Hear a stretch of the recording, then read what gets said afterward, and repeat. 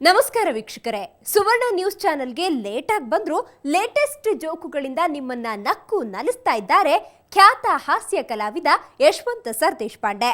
ಮುಂದ joke junction ಅಲ್ಲಿ ಪ್ರತಿದಿನವೂ ಹಾಸ್ಯದ ಹುಳಿಯೇ. ಅದರ ಜಲಕ್ ಮುಂದ ಐಡಿಯಾ ಮಾಡ್ಯಾರ.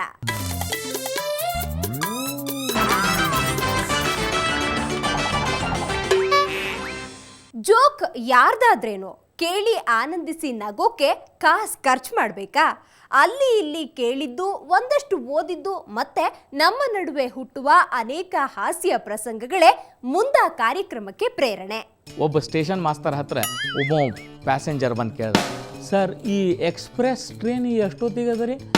ಹೌದಾ, 1:30 ಮಧ್ಯಾಹ್ನ. ಹೌದಾ, ಹಂಗಂದ್ರೆ ಲೋಕಲ್ ಟ್ರೈನ್ ಎಷ್ಟೊತ್ತಿಗೆ ಅದ ರೀ? 3:30. ಓ, ಮಧ್ಯಾಹ್ನ 3:30 ಅಡ್ಡಿ ಅಲ್ರಿ. ಮತ್ತು ಗೂಡ್ಸ್ ಗಾಡಿ ಎಷ್ಟೊತ್ತಿಗೆ ಹೋಗ್ತದೆ ರೀ? ಸಂಜೆ ಮುಂದೆ 8:30. ಅಲ್ಲೋ ಎಲ್ಲ ಗಾಡಿ ಕೇಳ್ತಿ, ಎಲ್ಲಿಗೆ ಹೋಗ್ಬೇಕಾಗೈತೆ ನೀನು?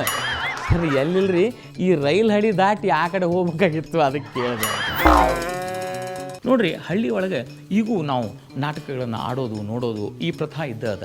ವರ್ಷಕ್ಕೊಮ್ಮೆ ಮಿನಿಮಮ್ ಒಂದು ನಾಟಕ ಮಾಡ್ಬೇಕಂತ ಹೇಳಿ ಊರಾಗ ಅಂದ್ರೆ ಹಳ್ಳಿಯಾಗಿರುವಂಥ ಎಲ್ಲ ಹಿರಿಯರು ಕೂಡಿ ಡಿಸೈಡ್ ಮಾಡ್ತಾರೆ. ಇದು ಭಾಳ ಹಳೆ ಕಾಲದಿಂದ ನಡ್ಕೊಂಡು ಬಂದಂಥ ಒಂದು ಪ್ರಥಾ. ಮತ್ತು ಇವ್ರ ಸಬ್ಜೆಕ್ಟ್ ಏನಿರ್ತಾವೆ ಹೇಳ್ರಿ, ಮಹಾಭಾರತ ಇಲ್ಲ ರಾಮಾಯಣ. ಮಹಾಭಾರತ ಕಥೆಗಳನ್ನು ಅಥವಾ ರಾಮಾಯಣದ ಕಥೆಗಳನ್ನು, ಸಂಪೂರ್ಣ ರಾಮಾಯಣ ಅಂತಿಂಥ ನಾಟಕಗಳನ್ನು ಮಾಡೋದು ಜನರಲಿ ಎಲ್ಲ ಕಡೆ ವಾಡಿಕೆ ಮತ್ತು ಪದ್ಧತಿ. ಈ ಹಳ್ಳಿಗಳಿಗೆ ಹೋಗಿ ನಾಟಕಗಳನ್ನು ಕಲಿಸ್ತಾರಲ್ಲ, ಅವರು ಪೇಟೆ ಮಾಸ್ತರ್, ಅವರು ಈ ಹಳ್ಳಿಗೆ ನಾ ಈ ನಾಟಕ ಕಲಿಸಿ ಬಂದೆ, ಈ ಹಳ್ಳಿಗೆ ಈ ನಾಟಕ ಕಲಿಸಿ ಬಂದೆ ಅಂಥೇಳಿ ಅವರು ಬೇರೆ ಬೇರೆ ಹಳ್ಳಿಗೆ ಹೋಗಿ ಒಂದೇ ನಾಟಕನ ಅಲ್ಲಿ ಮಂದಿಗೆ ಟ್ರೈನ್ ಮಾಡ್ತಿರ್ತಾರೆ. ಒಂದು ಸರ್ತಿ ಏನಾಯ್ತು, ಹಳ್ಳಿ ಒಳಗೆ ಈ ರಾಮಾಯಣದ ನಾಟಕ ನಡೆದಿತ್ತು. ರಾಮನ ಪಾಠ ಮಾಡುವಂಥ ಭಾಳ ಚಂದ ಮಾಡ್ತಿದ್ದ. ಬಟ್ ಏನೋ ಏನೋ ಆಗಿ ಜ್ವರ ಬಂದ್ಬಿಟ್ಟು, ಹೀಗಾಗಿ ನಾಟಕದ ದಿವಸ ಅವ್ನು ಪಾಠ ಮಾಡೋದಾಗಲಿಲ್ಲ. ಅದಕ್ಕೆ ಅವ ಏನು ಡಿಸೈಡ್ ಮಾಡ್ದ ಅಂತಂದ್ರೆ, ಬರ್ಲಿಕ್ಕೆ ಆಗಲ್ಲ ಅಂಥೇಳಿ ಅವ್ರ ಕಡೆ ಪರ್ಮಿಷನ್ ತೊಗೊಳಿಕ್ಕೆ ಹೋದ. ಅದಕ್ಕೆ ಮಾಸ್ತರ್ ಅಂದರು, ನೀ ಏನು ಚಿಂತೆ ಮಾಡಬೇಡ, ಈ ಹಳ್ಳಿಯಲ್ಲಿ ಅಂದ್ರೆ ಆ ಹಳ್ಳಿ ರಾಮನ ಕರೆಸ್ತೀನಿ, ಅವ ಬರ್ತಾನೆ, ಅವ ಪಾಠ ಮಾಡ್ತಾನೆ ಅಂತ ಆತು. ಯಾಕಂದ್ರೆ ಎಲ್ಲರಿಗೂ ನಾಟಕ ಕಲಿಸ್ತಿದ್ರಲ್ಲ ಇವರು. ನಾಟಕದ ದಿವಸ ಆ ಹಳ್ಳಿಯಿಂದ ರಾಮ ಬಂದ, ರಾಮನ ಪಾಠ ಹಾಕೊಂಡ, ಮಸ್ತ್ ಮೇಕಪ್ ಆಯ್ತು, ನಾಟಕ ಚಲೋ ಆಯ್ತು. ಆ ಆ್ಯಕ್ಟರ್ ಒಂದು ಸ್ವಲ್ಪ ಚಲೋ ಇದ್ದ, ಆ ಹಳ್ಳಿಯಿಂದ ಬಂದ. ಹೆಂಗೋ ಮಾಡಿ ಸೀತಾಗ ಏನು ಕನ್ವಿನ್ಸ್ ಮಾಡಿಬಿಟ್ಟ ಅಂತಂದ್ರೆ, ಈ ನಾಟಕದಾಗ ಮಾಡುವಂಥ ಸೀತಾಗ ನೀ ಏನು ಕಾಡಿಗೆ ಬರೋದು ಬೇಡ, ಇಲ್ಲೇ ಇರು ಅಂತ ಹೇಳಿ ಕನ್ವಿನ್ಸ್ ಮಾಡಿಬಿಟ್ಟ. ಈಗ ನಾಟಕ ಮುಂದೆ ಹೆಂಗೆ ಉರಿಯೋದು, ಭಾರಿ ತ್ರಾಸ ಆಗ್ಬಿಡ್ತೀವಿ. ಸೀತಾಗ ಸ್ಟೇಜ್ ಮೇಲೆ ಭಯಂಕರ ಟೆನ್ಷನ್ ಆಗಿಬಿಡ್ತೀವಿ. ಕಡಿಕೆ ಹಿಂಗೆ ಮಾಡಿದ್ದು ನೋಡಿ, ಕಡಿಕಾಗಿ ತಲೆನೇ ಕೆಟ್ಬಿಡ್ತೀವಿ. ನೋಡ್ರಮ್ಮ, ನಾ ಪ್ರತಿ ವರ್ಷ ಕಾಡಿಗೆ ಹೋಗ್ತೀನಿ, ನಂಗೆ ಗಾಡಿ ಗೊತ್ತದ, ನೀನೇ ಬೇಕಾದ್ರೆ ಬಾ, ಬೇಡಾದ್ರೆ ಬಿಡು ಅಂತ ಹೇಳಿ ಅವ್ನು ಮುಂದೆ ಹೋಗ್ಬಿಟ್ಲು ಬಡ. ನೋಡ್ರಿ, ಕಂಸಕ್ಕೆ ಖರೆ ಅಂದ್ರೆ ಗೊತ್ತಿತ್ತು, ದೇವಕಿ ಮತ್ತು ವಸುದೇವನ 8ನೇ ಮಗುವಿನಿಂದ ಅವಾಗ ಸಾವದ ಅಂಥೇಳಿ.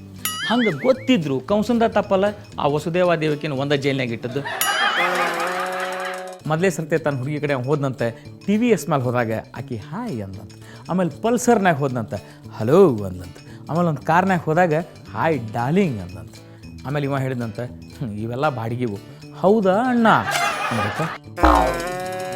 ಒಬ್ಬ ಬಂದು ತನ್ನ ಗೆಳೆಯ ಹೇಳ್ದ, ನನ್ನ ಲಗ್ನ ಫಿಕ್ಸ್ ಆಯ್ತು, ಇತ್ತುಗೋ ಸ್ವೀಟು ಅಂತ ಕೊಟ್ಟ. ಹೌದಾ, ಖರೆ ಹೇಳು. ಹಾಂ ಖರೇನ, ನನಗೂ ನನ್ನ ಲವರಿಗೂ ಇಬ್ಬರಿಗೂ ಲಗ್ನ ಫಿಕ್ಸ್ ಆಯ್ತು. ಹಾಂ ಅಂದ. ಹೌದು, ನಂದು ಮೇ 15ಕ್ಕೆ, ಆಕಿದು ಜೂನ್ 16ಕ್ಕೆ. ಜೋಕ್ ಪೂರ್ಣ ಹಾಸ್ಯಕ್ಕಷ್ಟ ಸೀಮಿತ ಆಗಿದ್ದು, ದಯವಿಟ್ಟು ಯಾರು ಸೀರಿಯಸ್ ಆಗಿ ತೊಗೋಬೇಡ್ರಿ ಅಂತ ಹೇಳ್ತಾ ದ್ರೌಪದಿ ಬಗ್ಗೆ ಒಂದು ಭಾರಿ ಇಂಟ್ರೆಸ್ಟಿಂಗ್ ಜೋಕ್ ಅದ ಹೇಳ್ತಾ ಕೇಳಿ. ದ್ರೌಪದಿ ಒಂದು ದಿವಸ ಮುಂಜಾನೆ ಮನೆಯೊಳಗೆ ಸ್ನಾನ ಮಾಡ್ಲಿಕ್ಕತ್ತಿತ್ತು. ಯಾರೋ ಬಾಗಲ ಪಡ್ದಂಗೆ ಆಯ್ತು, ಟಕ್ ಟಕ್ ಟಕ್ ಟಕ್ ಟಕ್ ಅಂತ ಹೇಳಿ. ಈಕಿ ಅಲ್ಲಿ ಇದ್ದಲ್ಲಿಂದ ಒದರಿಲ್ದು, ಯಾರು ಅಂತಂದು. ಹೊರಗೆ ಧೃತರಾಷ್ಟ್ರ ನಿಂತಿದ್ದ. ನಾನು ಧೃತರಾಷ್ಟ್ರ ಬಂದೇನಿ, ಫೇಡೆ ಹಂಚಲಿಗತ್ತೇನೆ ಎಲ್ಲರಿಗೂ ಅಂತಂದ. ಆಕೆ ಅಂದು, ಧೃತರಾಷ್ಟ್ರ ಇರಲಿ ಬಾ, ಒಳಗೆ ಬಾ, ಏನು ತೊಂದರೆ ಇಲ್ಲ, ಯಾಕಂತಂದ್ರೆ ಅವ್ನಿಗೇನು ಕಾಣಿಸಂಗಿಲ್ಲ ಬಿಡಂಗಿಲ್ಲ ಅಂತೇಳಿ ಈಕಿ ವಿಚಾರ ಮಾಡಿದ್ದು. ಆತ ಒಳ ತನಕ ಬಂದು ಆ ಫೇಡೆ ಕೊಟ್ಟ. ಈಕೆ ಕೇಳಿದ್ಲು, ಫೇಡೆ ಯಾಕೆ ಹಂಚಲಿಕತ್ತಿ ಮಾವ? ಏನಿಲ್ಲ, ನನ್ನ ಕಣ್ಣು ಕಾಣಿಸ್ಲಿಕ್ಕತ್ತಾವ. ಕಂಜೂಸ್ಗಳು ಭಾರಿ ಕಂಜೂಸ್ ಇರ್ತಾರಂದ್ರಿ. ಕೆಲವು ಮಂದಿ ಅಂತೂ, ಈಗ ಫಾರ್ ಎಕ್ಸಾಂಪಲ್ ಅವ್ರ ಅಡ್ರೆಸ್ ಲೇ ಅಂತಿತ್ತು ಅಂತ ತಿಳ್ಕೊರಿ, ಅವರು ಶಿಕ್ಕಾ ಮಾಡಿಸ್ತಾರಲ್ಲ, ಆ ಶಿಕ್ಕಾದ ಮಾಡಿಸೋ ಮುಂದೂ ಲೇ ಅಂತ 2 ಅಕ್ಷರ ಬರ್ಸಂಗಿಲ್ಲಂತ, ಒಂದಲ್ಲಿ ಅಂತ ಬರೆಸಿ 2 ಸರ್ತೆ ಓದ್ತಾರಂತ. ಒಂದು SMS ಬಂದಿತ್ತು ನನಗೆ. ಅದ್ರಾಗ ಏನಂತ ಗೊತ್ತೇನದು, ಒಂದು ನಾಯಿ ನೋಡ್ತಾನೆ, ಬಂದ ಕೂಡಲೇ ಅತಿಥಿ ಕೇಳ್ತಾನೆ, ಇದೇನು ನಾಯಿ ಹಿಂಗದ? ಹೌದ್ರಿ, ಈ ನಾಯಿ ಪೊಲೀಸ್ ನಾಯಿ. ಪೊಲೀಸ್ ನಾಯ ಅನ್ಸಂಗಲ್ಲ? ಹೌದ್ರಿ, ಇದು CID ಡಿಪಾರ್ಟ್ಮೆಂಟ್ನಾಗದ ಅಂತ ಹೇಳಿದ್ರು. ಒಬ್ಬ ಹುಡುಗ ತನ್ನ ಹುಡುಗಿ ಇದ್ರಿಗೆ ಬಡಾಯಿ ಕುಚ್ಕೊಳಿಕ್ಕೆ ಹತ್ತಿದ್ದಂತ. ಈ ಶರ್ಟ್ ಅದಲ್ಲ $2,000 ರೂಪಾಯಿ, ಜಾಕೆಟ್ $3,500 ರೂಪಾಯಿ, ನನ್ನ ಶೂಸ್ $1,200 ರೂಪಾಯಿ, ಬೆಲ್ಟ್ ಅದಲ್ಲ $800 ರೂಪಾಯಿ. ಅದಕ್ಕೆ ಹುಡುಗಿ ಹೇಳಿದ್ಲಂತ, ಮೊದಲು ಜಿಪ್ ಹಾಕೋ ಒಳಗಿಂದ 75 ರೂಪಾಯಿ ಚಡ್ಡಿ ಕಾಣಿಸ್ಲಿಕ್ಕತ್ತದ. ಒಂದು ಸರ್ತಿ ಒಬ್ಬ ಟೀಚರ್ ಕೇಳಿದರು, ಹುಡುಗರೇ ಹೇಳ್ರು, ದಿನದಿನಕ್ಕೆ ಸಣ್ಣದಾಗುವಂಥ ಅಂದ್ರೆ ಒಂದು ವಸ್ತು ದಿನ ಸಣ್ಣದಾಕೋತಾ ಹೋಗ್ತದ ಯಾವುದು? ಅದಕ್ಕೆ ಅವ್ನು ಹುಡುಗಿ ಎದ್ನಿ ಅಂತ ಹೇಳಿದಂಥ ಟೀಚರ್, ನೋಡ್ರಿ ಹೋಟೆಲ್ನಾಗಿನ ಇಡ್ಲಿ ಮತ್ತು ವಡ ಹಂಗೆ ಹುಡುಗಿಯರ ಡ್ರೆಸ್ಸು ದಿನ ಸಣ್ಣವಾಗ್ತಾವೆ. ಗಂಡ ಹೆಂಡತಿ ಇಬ್ಬರು ಪ್ರಯಾಣಕ್ಕೆ ಹೊಂಟಿದ್ರು. ಎಲ್ಲಿ? ಯಾವುದೋ ಊರಿಗೆ ಸೂಟಿ ಒಳಗೆ ಅಂತ ಹೇಳಿ. ಆದರೆ ಹೆಂಡತಿ ಒಟ್ಟ ವಿಮಾನ ಪ್ರಯಾಣ ಮಾಡಿರಲಿಲ್ಲ. ಹೀಗಾಗಿ ಆಕೆ ಏನು ಮಾಡಿದ್ದು, ವಿಮಾನನಾಗ ಹೋಗೋಣ್ರಿ ಅಂಥೇಳಿ ಹಠ ಕಟ್ಟಿದ್ದಕ್ಕೆ ಆಕೆಗೆ ಒಂದು ವಿಮಾನದ ಟಿಕೆಟ್ ತೆಗೆಸ್ಕೊಂಡ್ಬಂದು ನಡಿ ಹೋಗೋಣ ಅಂತ ಪ್ರಯಾಣಕ್ಕೆ ಹೊಂಟರು. ಅಲ್ಲಿ ಕೌಂಟ್ರ್ನಾಗ ಹೆಂಗೋ ಮಾಡಿ ಬಡದಾಡಿ ಪಾಪ ತಾನು ಹೆಂಡ್ತಿ ಮೊದಲೇ ಸರ್ತಿ ವಿಮಾನ ಪ್ರಯಾಣ ಮಾಡ್ತಾಳಲ್ಲ, ಅದಕ್ಕೊಂದು ಕಿಟಕಿ ಸೀಟ ತೊಗೊಂಡ. ಆತು ಹೆಂಡ್ತಿನ ಕಿಟಕಿಯಾಗ ಕೂಚಿದ, ಗಂಡನ ಮಗಳು ಕೂತ ವಿಮಾನ ಶುರುವಾತು. ಅಂದ್ರೆ ಡ್ರರ್ ಅಂತ ಆವಾಜ್ ಶುರುವಾತು.